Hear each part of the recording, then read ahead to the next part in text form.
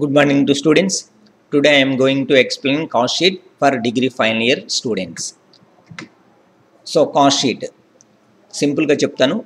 Cost sheet అనేది ఒక goods ఒక ప్రొడక్ట్ ని ప్రొడ్యూస్ చేయడానికైనా టోటల్ కాస్ట్ ఎంత అవుతుందో తెలుసుకోవచ్చు. అంటే కాస్ట్ షీట్ ప్రిపేర్ చేయడం ద్వారా ఒక వస్తువుని పూర్తిగా తయారు చేయడానికి అంటే that product ready for consumption అంటే ఉపయోగించుకోవడానికి వీలుగా ఉన్న ప్రొడక్ట్ ఫినిష్డ్ గుడ్స్ అంటారు, పూర్తిగా తయారైన వస్తువు. అలా ఒక వస్తువును పూర్తిగా తయారు చేయడానికైనా టోటల్ కాస్ట్ను ఫైండ్ అవుట్ చేయొచ్చు. లేదంటే ఒక పర్టికులర్ పీరియడ్లో ఎగ్జాంపుల్ ఒక 1 month తీసుకుంటే 1 monthలో ప్రొడక్షన్ చేసిన టోటల్ గూడ్స్కి టోటల్ కాస్ట్ ఎంత ఉందో తెలుసుకోవచ్చు. లేదంటే 6 months పీరియడ్ అయితే 6 monthsలో ప్రొడ్యూస్ చేసిన టోటల్ గూడ్స్కి టోటల్ కాస్ట్ ఎంత అయిందో ఫైండ్ అవుట్ చేయొచ్చు అనమాట. లేదు 1 year పీరియడ్ తీసుకుంటే 1 yearలో టోటల్ గూడ్స్ ఎన్ని ప్రొడ్యూస్ చేసామో ఆ టోటల్ గూడ్స్ యొక్క టోటల్ కాస్ట్ని ఫైండ్ అవుట్ చేయడానికి కాస్ట్ షీట్ ప్రిపేర్ చేయొచ్చు అనమాట. సో ఒక పర్టికులర్ ప్రొడక్ట్ ప్రొడ్యూస్ చేయడానికైనా టోటల్ కాస్ట్ కావచ్చు, లేదా ఒక పర్టికులర్ పీరియడ్లో ప్రొడ్యూస్ చేసిన టోటల్ గూడ్స్ యొక్క టోటల్ కాస్ట్ని ఫైండ్ అవుట్ చేయడానికి కాస్ట్ షీట్. దీంట్లో అసలు ఒక గూడ్స్ని పూర్తిగా తయారు చేయాలి అంటే కంప్లీట్గా మ్యానుఫ్యాక్చరింగ్ ప్రాసెస్ కంప్లీట్ అవ్వాలంటే దాంట్లో ఉండే ఎలిమెంట్స్ ఏంటి, ఏ ఎక్స్పెండిచర్ని మనం పే చేస్తే మనకి ఒక గూడ్స్ని పూర్తిగా తయారు చేయగలం. అది కాస్ట్ షీట్ ప్రొఫార్మా ఇస్తున్నాను చూడండి. So first opening raw material అంటే ఓపెనింగ్ రా ఒక మంత్కి తీసుకుంటే మంత్ స్టార్టింగ్లో, లేదా ఇయర్కి తీసుకుంటే ఇయర్ స్టార్టింగ్లో ఉన్న material value opening raw material, దానికి purchase of raw material add చేయాలి, క్యారేజ్ ఇన్వర్ట్స్ లేదా carriage on material purchase add చేసుకొని ఇన్నర్ కాలమే తీసుకోవాలి. దాంట్లో నుంచి క్లోజింగ్ రా మెటీరియల్ మైనస్ చేసుకొని అవుటర్ కాలం తీసుకోవాలి. ఆ అవుటర్ కాలంలో వచ్చిన ఆన్సర్ని మెటీరియల్ కన్జ్యూమ్డ్ అంటారు. ఈ మెటీరియల్ కన్జ్యూమ్డ్కి డైరెక్ట్ లేబర్, డైరెక్ట్ వేజెస్ అన్న, ప్రొడక్టివ్ లేబర్ అన్న, ప్రొడక్టివ్ వేజెస్ అన్న ఒకటే మీనింగ్, ఇవి యాడ్ చేయాలి. దాంతోపాటు డైరెక్ట్ ఎక్స్పెన్సెస్ ఈ రెండు అవుటర్ కాలం తీసుకొని పైన వచ్చిన మెటీరియల్ కన్జ్యూమ్డ్కి ఈ అవుటర్ కాలం తీసుకున్న డైరెక్ట్ లేబర్, డైరెక్ట్ ఎక్స్పెన్సెస్ కలిపి అవుటర్ కాలం తీసుకొని యాడ్ చేయాలి. సో అది యాడ్ చేసిన తర్వాత వచ్చే ఆన్సర్ని prime cost. So direct labour అంటేనేమో ప్రైమ్ కాస్ట్ లోపలికి తీసుకోవాలి, ఇండైరెక్ట్ లేబర్ అంటే నెక్స్ట్ హెడ్డింగ్ వస్తుంది దాంట్లో తీసుకోవాలి. డైరెక్ట్ ఎక్స్పెన్సెస్ అన్న డైరెక్ట్ లేబర్ అన్న ప్రైమ్ కాస్ట్లోకి తీసుకోవాలి. అది గుర్తుపెట్టుకోండి. అంటే మెటీరియల్ కన్జ్యూమ్డ్ అయిపోయిన తర్వాత ప్రైమ్ కాస్ట్ లోపు అనమాట.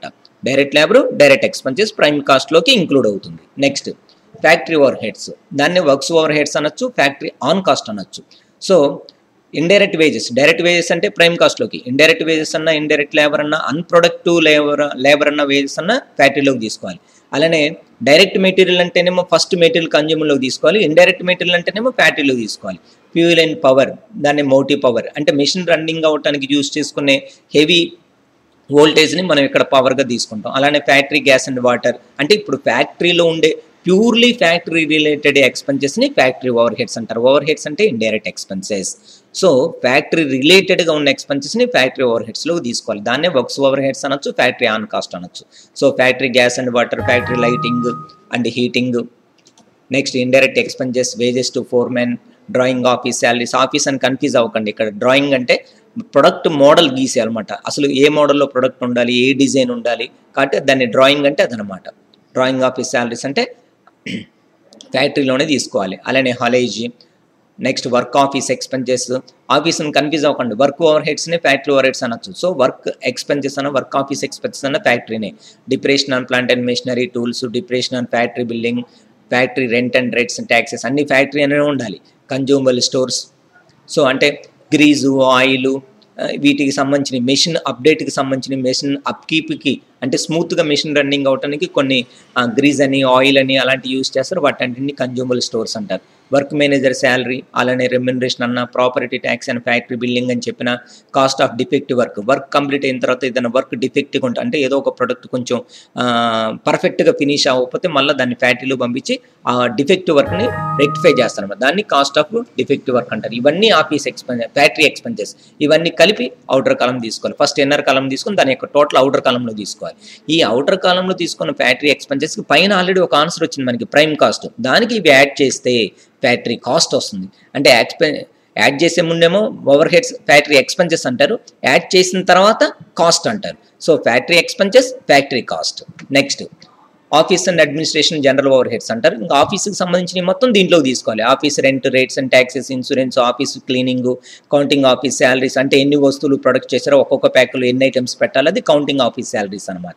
Postage and telegrams, printing and stationery, legal expenses, audit fee, general expenses, general manager salary అన్న, రెమ్యునరేషన్ అన్న, డైరెక్టర్ శాలరీ అన్న, రెమ్యునరేషన్ అన్న, depression on office furniture, depression on plant and machinery. Plant and machinery అంటే అది manufacturing, machinery manufacturing ఫ్యాక్టరీలో ఉంటాయి కాబట్టి depression on plant and machinery అంటే ఫ్యాక్టరీలోకి తీసుకోవాలి.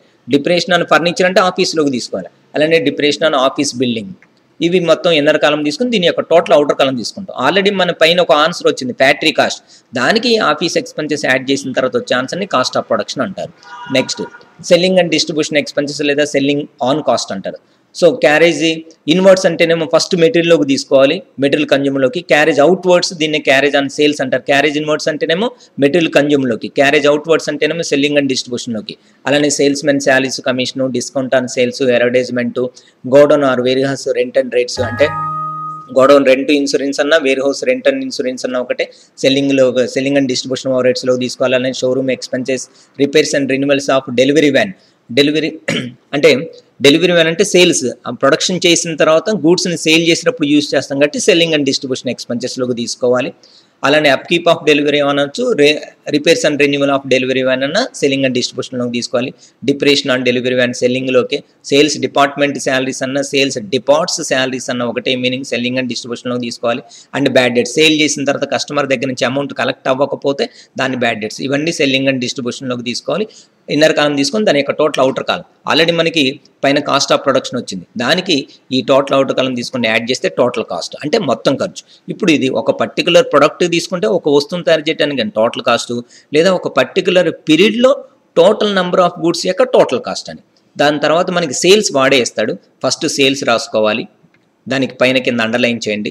సో టోటల్ కాస్ట్ మనం పైనుంచి యాడ్ చేయడం ద్వారా వచ్చిన ఆన్సర్. సేల్స్ వాడేస్తాడు, సో టోటల్ కాస్ట్ అమౌంట్ కన్నా క్వశ్చన్లో వాడిచ్చిన సేల్ అమౌంట్ ఎక్కువ ఉంటే అంటే ఇది మొత్తం ఖర్చు. టోటల్ కాస్ట్ అంటే మొత్తం ఖర్చు, మొత్తం ఖర్చుకి అంతే అమ్మం కదా. ఒకళ్ళు ఎక్కువ కమ్ముకుంటే టోటల్ కాస్ట్ కన్నా సేల్ అమౌంట్ ఎక్కువ ఉంటే మనం ప్రాఫిట్ అని తీసుకోవాలి ఆన్సర్. సో టోటల్ కాస్ట్ కన్నా సేల్ అమౌంట్ ఎక్కువ ఉంటే ప్రాఫిట్ అని తీసుకోవాలి. బ్యాలెన్సింగ్ ఫిగర్, B/F అంటే బ్యాలెన్సింగ్ ఫిగర్. ఫిగర్ అంటే అకౌంటింగ్ లాంగ్వేజ్లో అమౌంట్ అని. అదే టోటల్ కాస్ట్ అమౌంట్ కన్నా సేల్స్ తక్కువ ఉంటే, సేల్ అమౌంట్ తక్కువ ఉంటే, టోటల్ కాస్ట్ కన్నా సేల్ అమౌంట్ తక్కువ ఉంటే లాస్ అని తీసుకోవాలి, బ్యాలెన్సింగ్ ఫిగర్. అదే టోటల్ కాస్ట్ అమౌంట్ కన్నా సేల్ అమౌంట్ ఎక్కువ ఉంటే ప్రాఫిట్ అని తీసుకోవాలి. This is the preparation of cost sheet. Thank you.